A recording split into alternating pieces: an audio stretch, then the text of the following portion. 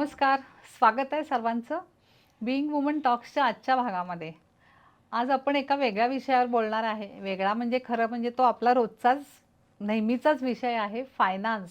खूप महत्त्वाचा आहे आणि सगळ्यांच्या खूप जिव्हाळ्याचा विषय आहे हा. तर आज आपण भेटणार आहे रोटेरियन प्राजक्ता गाडगीळ यांना. त्या गेली 7 वर्ष फायनान्शियल प्लॅनर म्हणून काम करत आहेत. आज आपण त्यांच्याकडून फायनान्शियल प्लॅनिंगचं महत्त्व जाणून घेणार आहे. प्राजस इन्व्हेस्टमेंट ही प्राजक्ता मॅडमची फर्म आहे. प्राजक्ता मॅडम, ह्या फर्मच्या अंडर कोणते कोणते अव्हेन्यूज येतात आणि तुम्ही ते प्लॅनिंग कसं करता? ओके. फायनान्शियल प्लॅनिंग करताना सगळ्यात महत्त्वाचा असतो तो फायनान्शियल पिरॅमिड. मग त्यामध्ये सगळ्यात महत्त्वाचा म्हणजे बेस आहे तो तुमचा लाईफ इन्शुरन्स आणि हेल्थ इन्शुरन्स. हे दोन तुमच्याकडे असलेच पाहिजेत. त्यानंतर मग तुम्ही एफडीज, आरडी, पीपीएफ अशा इन्व्हेस्टमेंटकडे वळू शकता. हा टप्पा झाल्यानंतर तुम्ही म्युच्युअल फंडच्या SIP कडे जाऊ शकता. त्यानंतर तुम्ही स्टॉक मार्केटकडे जाऊ शकता. तर अशा प्रकारे जसं आपण भाजीला गेलो की एकदम टोमॅटो सगळ्यात आधी शेवटी घालत नाही, तर आधी कांदे घालतो, बटाटे घालतो आणि मग वरती टोमॅटो घालतो. त्याप्रमाणे तुमचं प्लॅनिंग करताना की आधी रिस्की फॅक्टर कोणते आहेत तर ते बघून तुम्ही इन्व्हेस्टमेंट केली पाहिजे. आणि प्राजस इन्व्हेस्टमेंटच्या थ्रू मी लोकांना लाईफ इन्शुरन्स, एफडीज आहेत माझ्याकडे, त्याच्यानंतर बॉन्ड्स आहेत वेगवेगळ्या प्रकारचे, SIPs करून देते. तर अशा प्रकारे मी सगळ्यांचं प्लॅनिंग करून देते. ते उदाहरण मला फारच आवडलं की टोमॅटो वरती घालायचे, कारण रिस्की फॅक्टर्स वरती घ्यायला पाहिजेत. हे अगदी साध्या उदाहरणाने तू पटवून दिलेलं आहेस. आता फायनान्शियल प्लॅनिंग कधीपासून सुरू करावं, म्हणजे कोणाला ते आवश्यक आहे, कोणत्या वयापासून? ओके. फायनान्शियल प्लॅनिंग आपण अगदी वयवर्ष 1 पासून ते 80व्या वर्षापर्यंत मी सगळ्यांना फायनान्शियल प्लॅनिंग करून दिलेलं आहे. वयवर्ष 1 पासून चालू होतं? अरे बापरे! म्हणजे आपण 80 पर्यंत काहीतरी त्याच्यामध्ये असेल ना, की काही टप्पे असतात काय? येस. कसं आहे की आपण जीवन जगताना आपल्याला एक लाईफ सायकल आपली असते. मग ते 0 ते 25 एक वयोगट असतो, जिथे आपण आपल्या आई वडिलांवरती डिपेंडंट असतो. आपण स्वतः काहीच करत नाही. त्याच्यानंतर 25 ते 60 वयोगट जो आहे त्याच्यावरती मेन सगळ्या जबाबदाऱ्या आपल्यावर येतात. मग तिथे मुलांची शिक्षण असू देत, त्यांची लग्न असू देत, एखादी जर आपल्याला फॉरेन ट्रिप करायची झाली तर ट्रॅव्हलिंगचा खर्च असतो, घर घ्यायचं असतं, गाडी घ्यायची असते, वेगवेगळी स्वप्न पूर्ण वेगवेगळी स्वप्न आपल्याला पूर्ण करायची असतात. आणि शिवाय आई वडिलांची जबाबदारी सुद्धा याच टप्प्यात आपल्यावर येत असते. तर वयवर्षी 25 ते 60 हा जो कालावधी आहे तर त्यामध्ये आम्ही त्याला 4Ds म्हणतो. मग तिथे तुमचं डेथ, डिसॅबिलिटी, डिसीज आणि डिझॅस्टर हे त्या टप्प्यामध्ये येतात. तर त्याची आपल्याला काळजी व्यवस्थित घेतली पाहिजे. त्यासाठी इन्शुरन्स गरजेचा आहे. आणि वयवर्ष 60 नंतर आपल्याला खरी रिटायरमेंटची आवश्यकता, खरे रिटायर आपण तेव्हा होतो, त्यामुळे तेव्हा तुमच्याकडे पेन्शन ही असलीच पाहिजे.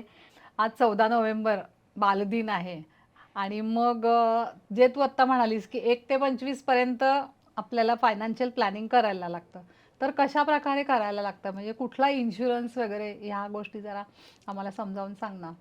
बरोबर.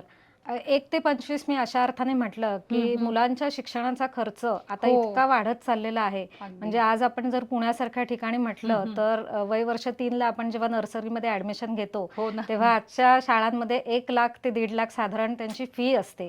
तर हा जर खर्च 3 वर्षाला असेल तर पुढे जाऊन जर त्यांना काही शिकायचं असेल तर तो खर्च किती पटीने वाढेल हे पालकांमध्ये अवेअरनेस खूप कमी आहे. त्यामुळे तिथे चिल्ड्रन एज्युकेशन वरती आम्ही खूप जोर दिलेला आहे आणि ते त्यांना प्लॅनिंग करून दिलेलं आहे. कारण मुलांची स्वप्न जी असतात ते आई वडील त्यांना स्वप्न दाखवत असतात, पण ती पूर्ण करण्यासाठी, ती वास्तवात आणण्यासाठी पैसे सगळ्यात महत्त्वाचे आहेत. त्यामुळे ते प्लॅनिंग तुम्ही योग्य पद्धतीने वेळेवर सुरू केलं पाहिजे. पण ते जरा आम्हाला थोडं विस्तार करून सांग ना की कसं करायचं. ओके. आता वेळेवर म्हणजे काही लोक विचारतात की कधी केलं पाहिजे, कारण आता मुलगा तर आमचा 3 वर्षाचा आहे, 5 वर्षाचा आहे, अजून वेळ आहे. तर तसं नाही चालत की तुमचं मूल जेव्हा जन्माला येतं तेव्हा लगेचच तुम्ही इन्व्हेस्टमेंट करायला सुरुवात केली पाहिजे. कारण जेवढं तुम्ही लवकर इन्व्हेस्टमेंट कराल तेवढे तुमचे पैसे जास्त साठत राहतात. आत्ता तू जे म्हणालीस की पालकांच्या मध्ये अवेअरनेस नसतो की जन्म झाल्यापासून कसं करायचं प्लॅनिंग किंवा फायनान्शियल प्लॅनिंग कसं करायचं की पुढच्या शिक्षणासाठी त्याला उपयोगी पडेल, तर ते जरासं सांगा मला. म्हणजे पुढच्या प्रश्न मला अजून आहेतच बरेच फायनान्स बद्दलचे. ओके. पालकांमध्ये अवेअरनेस नसतो ही गोष्ट आम्हाला जेव्हा कळली तेव्हा आम्ही LICच्या थ्रू बीमा स्कूल म्हणून एक कॅम्पेन आहे, तर आपल्या हां. पुण्यासारख्या ठिकाणी भावे हायस्कूल, गोळवलकर गुरुजी विद्यालय, बरं, अभिनव बरं. विद्यालय इथे आम्ही पालकांच्या मीटिंग असतात तेव्हा तिथे जाऊन त्यांना अवेअरनेस केलं होतं की मुलांचं हो, शिक्षण हो. किती महत्त्वाचं आहे हां. आणि त्यासाठी पैशांची तेवढीच आवश्यकता असते. बरं. आयत्या वेळी जर तुम्ही तहान लागल्यावर आपण जे विहीर खणतो तसं जर तेव्हा तुम्हाला पैशांची आवश्यकता लागते तर तुमच्याकडे 2 ऑप्शन असतात. एक हो. तर लोन घेण्याशिवाय पर्याय नसतो बरोबर. आणि जेव्हा मुलांच्या शिक्षणासाठी लोन घ्यायची वेळ येते तेव्हा आई-वडिलांचं वय देखील 50 प्लस असू शकतं. असू सो शकतं. तेव्हा एज्युकेशन लोन घेऊन इंटरेस्ट पे करण्यापेक्षा मुलं लहान असतानाच जर तुम्ही पैशांची बचत केलीत हां. तर त्याच्यावर तुम्हाला इंटरेस्ट मिळेल आणि लोन बरोबर. घेतलं तर तुम्हाला इंटरेस्ट पे करावं लागेल. पालकांना नुसतं वाटतं की एज्युकेशनमध्येच आपल्याला खर्च आहे किंवा काय, पण आता जर बघायला गेलं तर ट्रेंड इतका बदललाय हो ना. की पूर्वी फक्त मुलांना डॉक्टर आणि इंजिनियर हीच स्वप्न असायची, हो. पण आता स्पोर्ट्समध्ये सुद्धा इनडोअर असू देत, आउटडोअर असू देत हो. किंवा कलेच्या क्षेत्रात सुद्धा मुलं पुढे जातात. तर त्या सर्वांसाठी तुम्हाला कोचिंगची, ट्रेनिंगची आवश्यकता असते आणि तो खर्च सुद्धा तुम्ही धरला पाहिजेत की हा खर्च सुद्धा आपल्याला पुढे जाऊन येऊ शकतो. तर त्यासाठी तुम्ही प्लॅनिंग हे व्यवस्थित केलंच पाहिजे. बरोबर, बरोबर. मग तुम्ही जे शाळेत उपक्रम करता, जागरूकता उपक्रम जे तुमचे आहेत, तर आत्तापर्यंत किती पालकांनी घेतलं? म्हणजे पटलं लगेच त्यांना? पटवायला तर खूप वेळ लागला, कारण हे ओके. प्रश्न इतके नाजूक असतात की प्रत्येकजण आपल्या हो. फायनान्शियल गोष्टी एखाद्याजवळ शेअर करत शेअर नाही. करत. पण हो. आम्ही ॲज अ इन्शुरन्स एजंट म्हणून त्यांना खोलात जाऊन विचारतो तेव्हा ते खऱ्या प्रश्नांची उत्तरं देतात. आणि मुलांचं शिक्षण कसं महत्त्वाचं आहे, आजची जर हो. पिढी तुम्ही तयार केली तर ते उद्या पुढे जाऊन भविष्यात नक्कीच काहीतरी नाव निर्माण करू शकतात आणि मुलं ही आपली एक अभिमान असतो.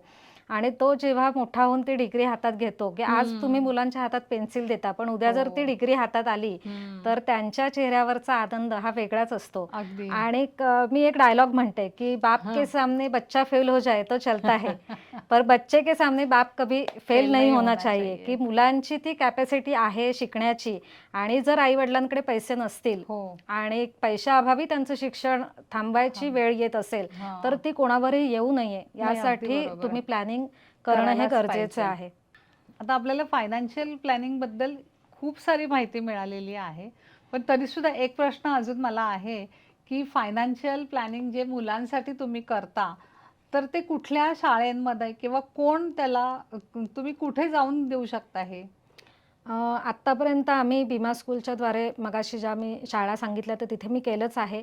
आता माझी इच्छा आहे की हे सर्व शाळांमध्ये जाऊन अवेअरनेस कॅम्पेन आपण पालकांपर्यंत पोचावं. तर हा व्हिडिओ जे कोणी शाळेचे शिक्षक पाहत असतील किंवा डे केअर सेंटर्स असतात, आजकाल दोघंही हो. आई-वडील कमवते असतात आणि आपल्या मुलांना ते डे केअर सेंटरला सोडून जातात.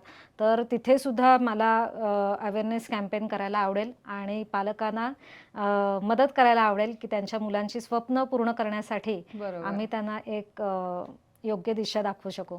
आता बरेचसे पॅरेंट्स म्हणतात की आमचं मूल हुशार आहे किंवा तो त्याच्या स्कॉलरशिपवरती फॉरेनला जाऊ शकतो.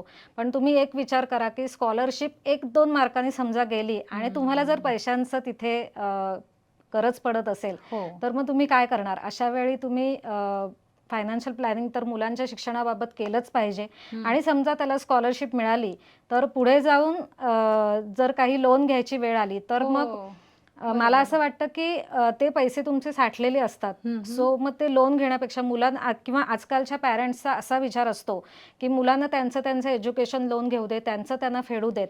हा विचार बरोबर आहे, पण मला असं वाटतं की बँकांची लोन घेऊन त्यांनी फेडण्यापेक्षा तुम्ही तुमच्या स्वतःजवळचे पैसे मुलांना ॲज अ लोन म्हणून द्या आणि इंटरेस्ट माफ करा. कारण मुलांचा पैसा काय किंवा आपला पैसा काय, घरातनं एकाचाच पैसा जाणार आहे. सो बाकीच्या ठिकाणी लोन घेऊन पैसे जर आपल्याला व्याजी जर त्यांना द्यावे लागत असतील तर तुम्ही ते पैसे साठवा आणि तुम्ही ते मुलांना वापरायला द्या. अगदी बरोबर आहे. आपल्या भारतीय संस्कृतीमध्ये असंच आहे की मुलांना तुम्ही शेवटपर्यंत सपोर्ट करत राहा. म्हणजे अगदी मुलं मिळवायला लागली तरी सुद्धा तुम्ही सपोर्ट करतातच. म्हणजे ह्याच्यात काही वावगं नाही आहे की तुम्ही मुलांसाठी आता इन्व्हेस्टमेंट करून ठेवा म्हणून. इन्शुरन्स प्लस इन्व्हेस्टमेंट अशाद्वारे मग मुलांचं फ्युचर सुरक्षित करायला लागेल ना आता. एक्झॅक्टली. आता जेव्हा आपण फायनान्शियल प्लॅनिंग करत असतो किंवा इन्शुरन्स काढत असतो मुलांच्या बाबतीत, तेव्हा एक महत्त्वाचा प्रश्न तुम्ही बघितला पाहिजे की तिथे प्रीमियम वेवर बेनिफिट हा ऑप्शन अवेलेबल आहे का.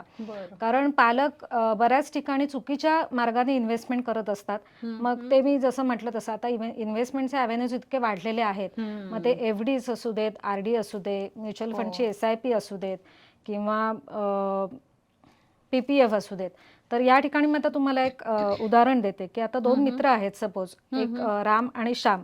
दोघंही समजा श्यामने 1 लाखाचं PPF केलं नाही आणि राम हा 1 लाखाचा लाईफ इन्शुरन्समध्ये त्याने इन्शुरन्स काढलेला आहे. आणि दोघांच्याही पर्पज काय आहे तर मुलांच्या शिक्षणाला पुढे जाऊन पैसा मिळावा यासाठी दोघांनीही प्लॅनिंगला सुरुवात केलेली आहे. बरोबर. आता होतं काय, दोघांनी टर्म ठेवलेली आहे 15 वर्षाची आणि मूल आहे 3 वर्षाचं.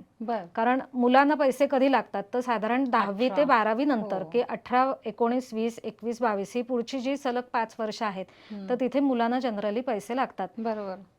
आता राम आणि श्याम हे दोघंही, श्याम PPF मध्ये इन्व्हेस्टमेंट करतोय आणि राम LIC मध्ये इन्शुरन्स काढलेला आहे, तिथे 1 लाखाचा प्रीमियम भरतोय. असं दोघांनी इन्व्हेस्टमेंट सुरुवात केलेली आहे आणि आफ्टर 4 इयर्स दोघांची डेथ झाली.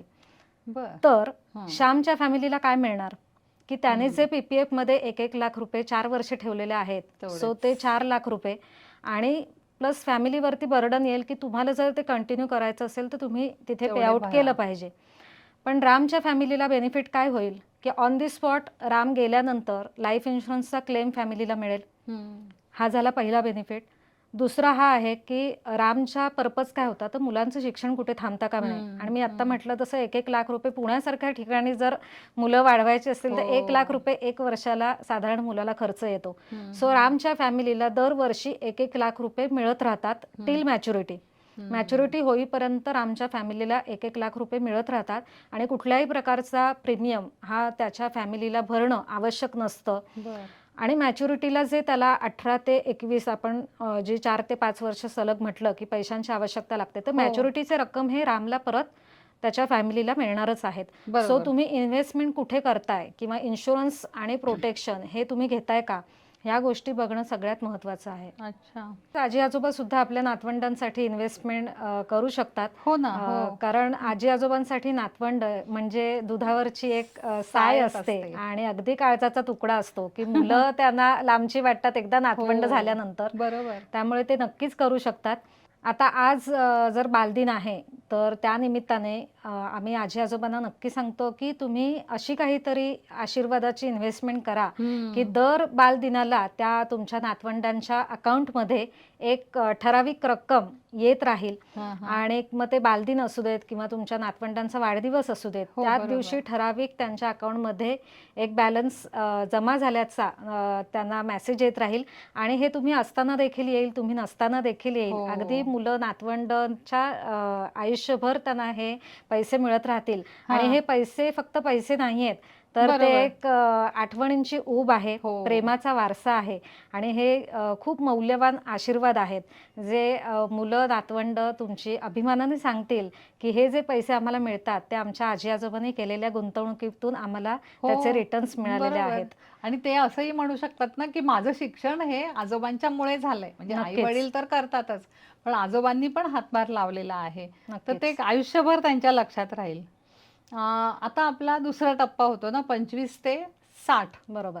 तर त्याच्यामध्ये मग लाईफ इन्शुरन्सचं काय काय करू शकतो आपण, म्हणजे महत्व काय आहे? ओके. आता मी जे सुरुवातीला म्हटलं होतं की इथे 4 Ds येतात. मग इथे तुमच्यावर सगळ्या कुटुंबाच्या जबाबदाऱ्या येतात. तर इथे इन्शुरन्स खूप महत्वाचं आहे. आणि खूप लोकांचं मला आता अनुभव येतात की आम्हाला इन्शुरन्सची आवश्यकता नाहीये. तर हे असं नसतं किंवा इन्शुरन्समध्ये रिटर्न्स कमी आहेत. तर रिटर्न्सची तुम्ही बात इन्व्हेस्टमेंट किंवा लाईफ इन्शुरन्समध्ये आणू नका. कारण लाईफ इन्शुरन्स हा तुमच्यासाठी नसून तो तुमच्या कुटुंबासाठी असतो. आणि इन्शुरन्स का गरजेचा आहे तर मोबाईलला आपण जे कव्हर लावतो ते का लावतो किंवा आता पेन असतं तर पेनाला आपण टोपण का लावतो. तर ते काच्या असण्यामागची कारण आहेत की तुमचा लाईफ इन्शुरन्स असणं खूप गरजेचं आहे की तुमच्या नंतर तुमची फॅमिली कुठल्या प्रॉब्लेम मधून सफर व्हायला नको किंवा आता एखाद्या कुटुंबात कर्त्या पुरुषाचा जर मृत्यू झाला तर तिथे 3 मृत्यू होतात. एक असतो पिता, वडील, दुसरा असतो पती म्हणजे नवरा आणि तिसरा असतो इन्कम. तर पहिले जे 2 फॅक्टर आहेत तर ते आपण भरून काढू शकत नाही, पण तिसरं जे इन्कम आहे तो फॅक्टर ते आपण लाईफ ओके. इन्शुरन्समधून भरून काढू शकतो. बरोबर. आता आपण हे जे 2 मुद्दे बघितले, की मुलांचं शिक्षण आणि मग नंतर दुसऱ्या टप्प्यातलं लाईफ इन्शुरन्स, कारण कशासाठी आपण तो इन्शुरन्स घ्यायचा हे पण बघितलं. तर अजूनही काय आपल्याला करता येतं ह्या दुसऱ्या टप्प्यामध्ये? सगळ्यात महत्त्वाचा प्रश्न आहे हा. आपण तिथे रिटायरमेंट प्लॅनिंग करणं खूप गरजेचं आहे, बरोबर. की जे हात आपण मुलांना आशीर्वादासाठी उभारलेले असतात तेच आफ्टर रिटायरमेंट त्यांच्या पुढे पसरावे लागू नयेत, म्हणून तुम्ही रिटायरमेंट प्लॅनिंग हे आजच केलं पाहिजे. मग आता हे पेन्शन म्हणजे रिटायरमेंट नंतरचं प्लॅनिंग कसं करावं लोकांनी? रिटायरमेंट नंतरचं प्लॅनिंग करताना आता यामध्ये लोक जमीन घेऊन ठेवतात, सोनं घेऊन ठेवतात. हो. पण आफ्टर रिटायरमेंट एज 60 नंतर तुम्हाला ऐश करायची असते. बरोबर, ऐश अगदी. करण्यासाठी कॅश असणं खूप महत्त्वाचं आहे, की तुमच्या अकाउंटमध्ये पैसे असतील. कारण हो. जमीन ही आपण एका दिवसात विकू शकत नाही. त्यामुळे बरोबर. तुमच्याकडे कितीही एकर जमीन असेल, अगदी 5 एकर असू देत, 10 एकर असू देत, तुमचे कितीही फ्लॅट्स असू देत, ऐनवेळी तुम्हाला ते गरज लागली तर विकता येत नाहीत. किंवा आता सपोज तुमचा 3 करोडचा फ्लॅट आहे आणि तुम्हाला आत्ता आवश्यकता आहे 30 लाखाची, तर त्या 30 लाखासाठी तुम्ही 3 करोडची प्रॉपर्टी विकणार आहात का? तर नक्कीच नाही. तर मग तुमच्याकडे लिक्विडिटी पाहिजे. त्यासाठी तुमच्या अकाउंटला रेग्युलर इन्कम येणारे असे काही रिटायरमेंट प्लॅन तुम्ही घेतले पाहिजेत. बरोबर. म्हणजे आफ्टर रिटायरमेंट नंतर काय काय असतं फायनान्शियल प्लॅनिंग? ओके. आता वय वर्ष 58 ते 60 हा साधारण रिटायरमेंटचा कालावधी असतो आणि त्यामध्ये तुमच्याकडे एक मोठा फंड कॉर्पस तयार होतो. तर ते सगळेच पैसे तुम्ही एकाच ठिकाणी इन्व्हेस्ट न करता काही पैसे हे गॅरंटेड प्रॉडक्टमध्ये इन्व्हेस्ट करा, काही पैसे शेअर मार्केटमध्ये गुंतवा.